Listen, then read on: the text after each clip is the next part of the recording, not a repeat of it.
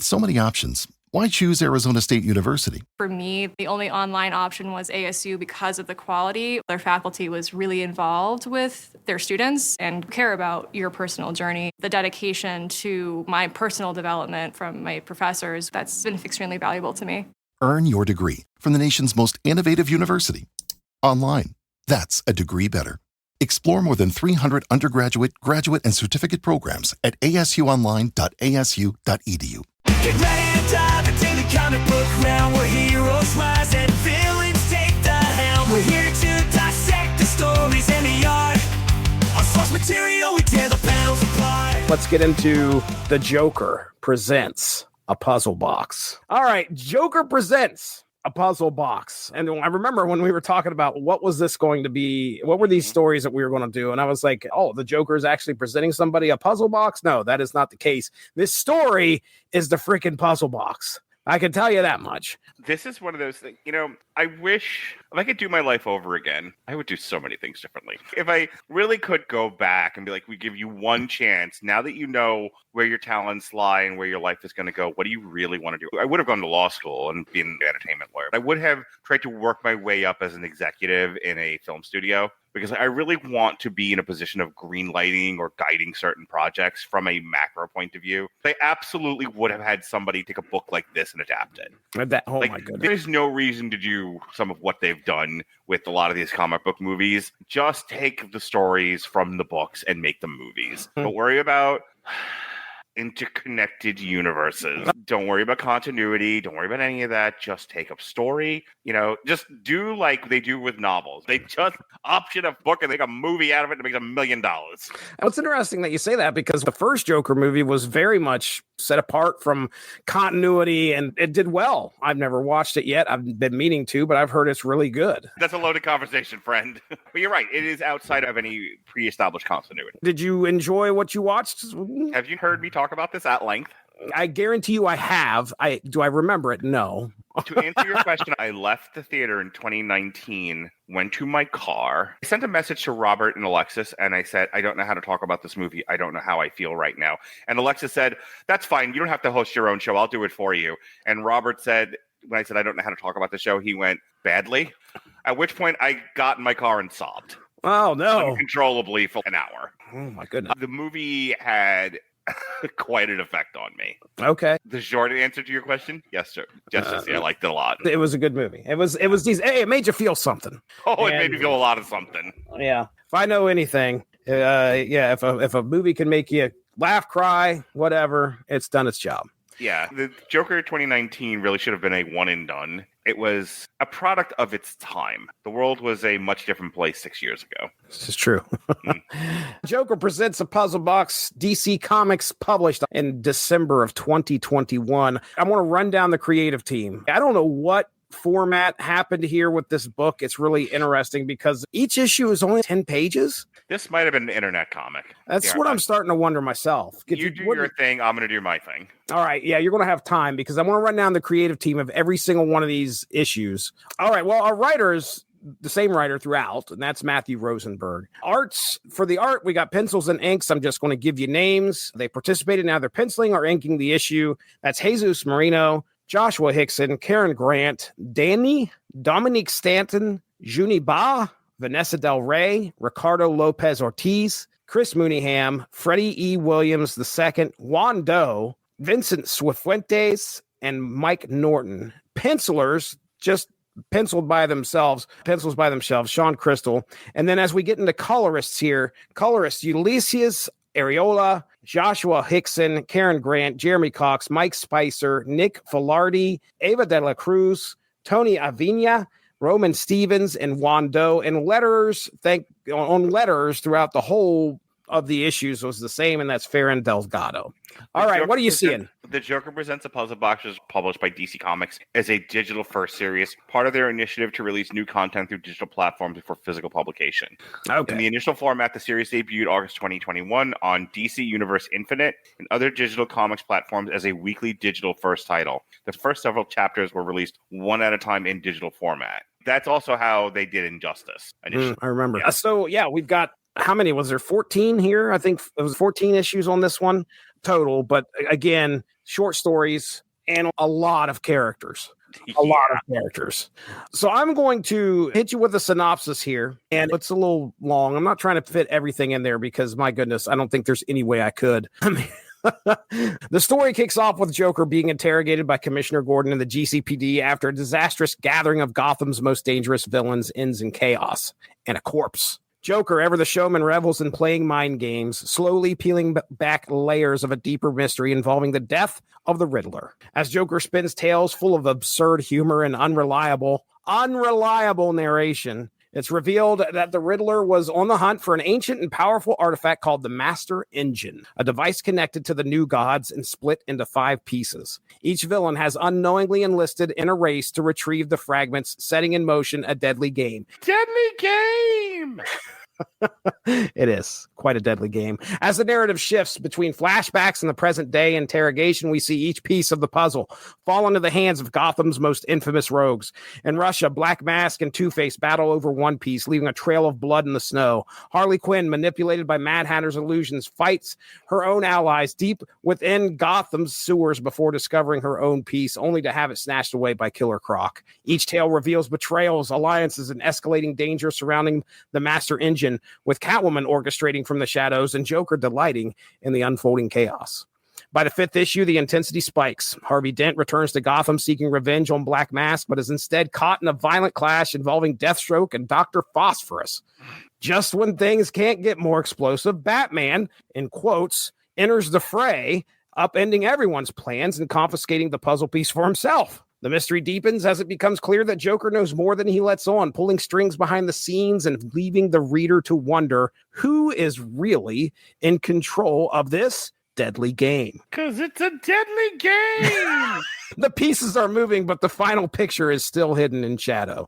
The story continues its mad descent through chaos and cunning as the Joker keeps spinning tales in the GCPD interrogation room, each one more elaborate than the last. We follow the trail of the final pieces of the Master Engine scattered across the globe. Man-Bat and Killer Moth battle amid volcanic fire. Penguin stumbles through deadly riddles only to be duped by Poison Ivy. In Gateway City, a gruesome showdown between Professor Pig and Scarecrow reveals just how desperate and deranged the hunt has become. Throughout it all, Joker's narration keeps the detectives and the reader on edge, blurring the line between truth and lunacy. As all the pieces begin converging, tensions explode in a warehouse confrontation where Gotham's rogues finally collide. Harley Quinn, Bane, Scarecrow, Penguin, and more brawl over the assembled pieces of the Master Engine, only to be shocked when the supposedly dead Riddler emerges to reveal its true power: the ability to rewrite reality itself. Before anyone can claim godhood, betrayal strikes again. The machine is activated, explodes, and the Riddler vanishes in a flash of light. In the shadows, Batman emerges, casting doubt over everything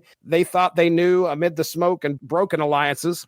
It's revealed that many were chasing fakes, and someone else has always been one step ahead. The final pieces of the puzzle reveal a masterstroke of manipulation.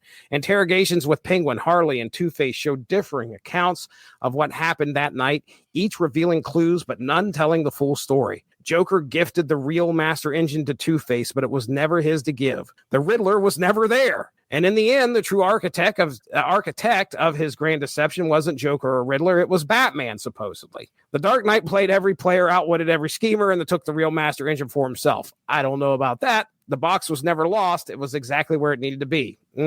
As the Joker presents a puzzle box reaches its final act, the layers of manipulation and deception come crashing down in a chaotic symphony orchestrated by the Joker himself. The GCPD reels from riots, explosions, and betrayals. Joker continues to spin half-truths and mind games from his cell, keeping Jim Gordon and Harvey Bullock just off balance enough. Meanwhile, the story flashes to past events that reveal how Joker turned every villain in Gotham into an unwitting pawn in a grand, insane puzzle. Clayface impersonating Batman. Mr. Freeze manipulated with a false ledger, and the Master Engine fakes scattered across the city. The real Riddler, however, had been kidnapped and hidden away in a Dairy King freezer. Just one of Joker's many hidden aces. The truth behind the chaos is finally revealed. Joker was never hunting for godhood with the Master Engine. He already had it and used its reality warping power for one petty but perfect punchline. Say that 3 times fast. He wished for a fake corpse of the Riddler to sell the illusion of a murder that never happened, all to craft a mystery that no one could solve.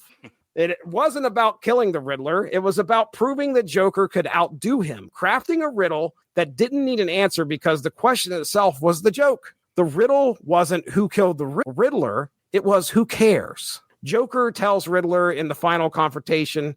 Joker tells that to Riddler in the final confrontation, reducing the ultimate prize to a punchline in his one-man comedy show. But Joker's victory lap is short-lived. Just as he basks in the afterglow of his greatest joke ever told, Catwoman confronts him, and behind her, the shadow of justice looms large. Batman ambushes the clown with brutal finality, ending the story not with a punchline, but a punch. Joker's elaborate tapestry of manipulation is unraveled, and the game he thought he'd won is revealed to be just another move in someone else's bigger plan. The final riddle may have been Joker's, but the last word belongs to Batman. Wow. I love this book. You have got to tell me, why do you like this book? Did you see Knives Out? Yes, very good movie. Did you see Glass Onion? Yes, very good movie. Imagine this book directed by Rian Johnson. All right, you got me sold. With so many options, why choose Arizona State University? For me, the only online option was ASU because of the quality. Their faculty was really involved with their students and care about your personal journey. The dedication to my personal development from my professors, that's been extremely valuable to me. Earn your degree from the nation's most innovative university. Online. That's a degree better. Explore more than 300 undergraduate, graduate, and certificate programs at asuonline.asu.edu. I needed to be reborn as a movie executive. I love the use of the unreliable narrator. Yeah. I love we know there's a murder, we have a dead body, multiple witnesses, all of which are untrustworthy, all of which are psychos, all of which are liars. And the cops just trying to, and there's no way. The cops being somewhat black and white in their thinking, and Gotham already not having the most reliably dependable police force. Mm-hmm. One or two of them have been on the take over the years. So this idea of it's a whodunit with the worst possible witnesses. Yeah. And there is no Benoit Blanc, or whatever his name is. There's no master detective. Batman's hardly even in this book. It's the shitty, stupid Gotham police trying to solve the murder of the Riddler with the shitty, stupid, crazy Batman rogues gallery. And at the centerpiece of all of this is the Joker, who, nobody will talk. Everyone's lawyer. Nobody will talk. But then there's the Joker prancing out of the cell because he wants the engagement. It builds on the kind of stuff we talked about in the last book. Why do this? Why do any of this? Because I want the attention. I want the engagement. I want to see who I can break. I want to see what happens here. But the other side of it is, why do this? That was the big thing that I wrote down here. Why did this have to happen? And again, why climb a mountain? Right. Why run a marathon? See if you can do it. See if you can to finish it. To see what you'll be on the other side of the accomplishment. And that's what I kind of love about, besides the whodunit aspect, the colorful characters, the unreliable narrators. But this is all performance art. This is Andy Kaufman writ large. Oh yeah, dude. The fact that he used the God Machine to create a body of the Riddler so that he could have a dead body but not actually kill the Riddler. And his whole thing is you don't matter. You, with all your riddles and your elaborate plot lines and your engagements with Batman, matter nothing at all. What a horrible thing to go out of your way to prove. But, that just speaks to the insanity of the Joker, because what I think really drives him to do this, you mentioned performance art, he watches all this ripple out. And he's just like, oh, what if I do this over here? Let's see what happens to these guys. And what if I do this? The Riddler Joker trying to get one over on the Riddler by doing this. I mean, yeah, that is next level. When I worked one of my first jobs in social work, I worked as kind of a house parent in a juvenile facility. It was a group home, but it was the last stop before these kids went to actual juvenile detention. The idea was this is the last intervention before you start doing serious time for very serious crimes these kids were committing. So we had some gang members in there. We had child sex offenders. We had a pretty rough crowd. Right.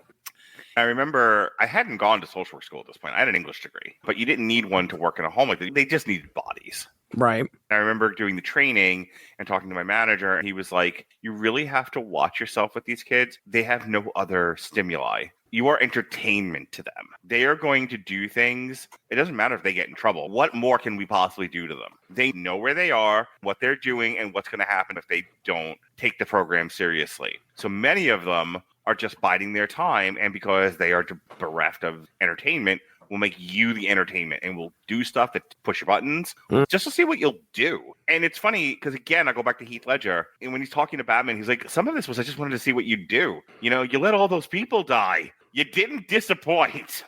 I know there's some people who don't like that iteration of the Joker. They like Jack Nicholson or Cesar Romero, or if you're mentally a child but an adult body, Mark Hamill. Shots fired. Look out. The animated series people are coming for you. They can come after me when they're done watching their cartoons and eating cereal on the couch. But yeah, I've always loved that aspect of the Joker. You know, I don't, there's nothing you can do to me. You know, again, it's a Heath Ledger line. Like, I don't care. Kill me. Don't kill. Like, if you kill me, I win. When you have nothing to lose and you don't care if you have no respect for life, yours or anyone else's, you are the most powerful person on earth. The puzzle box really plays with that idea. You know, because you have the Riddler, who had a very defined idea of what he wanted. Yeah. The master engine or whatever it was. It was a genie's lamp. It was a wish machine. But it's like a one-time use thing. Yeah. You only got one shot at this, guys. I could finally achieve. It's funny. Everybody else in the Batman universe is more or less motivated by wanting to be rich and powerful. The Joker is one of the few that's entirely motivated by trying to see what people will do if he pushes on them a certain way. You're right. Manipulation. In a lot of ways, this was kind of the Joker versus the Riddler, even though the Riddler's barely in it. Right. This was, I have decided today to make you the source of my entertainment. What happens if I take your dream and smash it? Waste it. All your hard work, flush it down the toilet. What will you do? Second to that, what if I have the Gotham City Police running around in circles? And tertiary to that, what if I gather up all these crazy criminals and monsters and just give them a minor task? Right. What will you do? And here we are, the reader, along for the ride, too. I mean, we have no idea what's going through this guy's head. The Joker makes entertainment of us all. Right. That's what I like about this book. At one point in the book, Riddler's body is in the morgue, and I think Catwoman is taken downstairs to go look at the Riddler's body. And so you, as the reader, are like, okay, what's going on here? The Riddler's dead? Oh my gosh, what happened here? And then we find out it was the God machine that made the duplicate, and it was the Joker that decided to do the that. Fucking look on the Riddler's face. That's what you use this for? Why? All just to let you know, I performed one of the greatest jokes ever. One of the greatest riddles. One of the greatest riddles And it's ever. funny, too, because they talk about that in the book. There's a bit where it's like the Joker and the Riddler, one's wanting to ask the other one to work together, and he was like, no, because riddles are complicated and jokes are dumb. And Joker's like, look, I'm not going to take that lying down. Let me fuck your entire life up because you mildly insulted me. Right, dude. Such as his poor ego integrity. The ultimate pettiness. Some of my favorite parts of this book, like hearing the story being told from the different villains. I can imagine this directed by Ryan Johnson. Oh, dude. The Penguin, like, yelling at Batman, telling him the story that he's yelling at Batman, and he keeps calling Batman names, which is not what it happened. There's also, I've put a note down here just to say what an accomplishment by a lot of creative teams to get this story across. There is a sequence in here where it's Penguin versus Bane, and Penguin's trying to outrun Bane, and it's told like a silly little Indiana Jones thing where he's going through these catacombs. He meets Tweedledum and Tweedledee or whoever they are. I can't remember the names. The Penguin's adventure was probably one of the more fun ones here, where we got to see him trying to get to this piece of the puzzle box that's buried in these catacombs and outwit Bane at the same time. And then by the end of that, he's the one that's outwitted anyway by Catwoman, I think, or somebody comes in there. Maybe it was Poison Ivy. Poison Ivy had created a duplicate. So your head is swimming, trying to figure out who is telling the truth. You have no idea. And by the end of the story, you just know the Joker's doing something. What is he doing? Then when you find out what it all comes down to, it's a pretty see where people would be payoff. like, oh, that's it. But that's the point. Oh, that is the point. I agree with you. You are supposed to get to. That's why I laughed. This book had its intended effect on me because I laughed at how unfulfilling it was. Got to the end. It's so meta. You know what I mean? Oh, yeah. When he just says it's not who killed the Riddler, it's who cares. Right. It's like the writers are just asking the readers, like, hey, how would you like to get really invested in a serious whodunit to have the most unfulfilling ending ever? That's what the writers are saying to the audience. It's like, hey, remember all those death threats to Tom King? Well, here's 2 of these. Sit on them, assholes. And because I'm me, I love that. Well, I understand. I hell. get it. Joker presents a puzzle box. There you go. I mean, I don't have any other notes here unless you've got something. I love this book. This is one of those ones that I don't read stuff multiple times, but I would go back and read this again. I would want to see this as a movie, like a real life movie, like on Netflix. I don't think this would do well in the theater, but you know, in a world where it doesn't matter and you can just make the movie and figure out the distribution later, I would love to see Rian Johnson or somebody tackle this. Somebody who really can handle mystery, also handle what is the line everyone uses with Rian Johnson, subverting expectations or whatever. It's great. And I think not every writer handles the Joker great. Matthew Rosenberg did an excellent job of giving us the most identifiable Joker. You know, the one where he doesn't give a two shits in a fuck about being rich or getting over. Even murdering people is a means to an end. There's no passion behind it. For Joker, it is about watching you chase your tail. Mm-hmm. Just put yourself in the position of the Joker in this book. You know what the answers are. You know who the bodies are. You know everything. And you are just watching everybody do a Scooby-Doo and run through the hallways. If you're the Joker, how entertained are you? And then you as the reader are even just frustrated. Like, move the story forward already. Somehow this inanimate fake character is laughing at you. Laughing at you. The Joker was laughing at us as we, the reader, read this story. That's to me, that fourth dimension that makes it all come together is knowing that the writer, Matthew Rosenberg, through the guise of the Joker, is laughing at the reader. Yeah, that's a great point. Get to the end of it like, you got me, you motherfuckers. Right. Thanks for joining us. All of this would not be possible without W2Mnet.com, so make sure to seek them out for more podcasts. If you enjoyed what you heard today, please feel free to share, and we look forward to entertaining you again soon.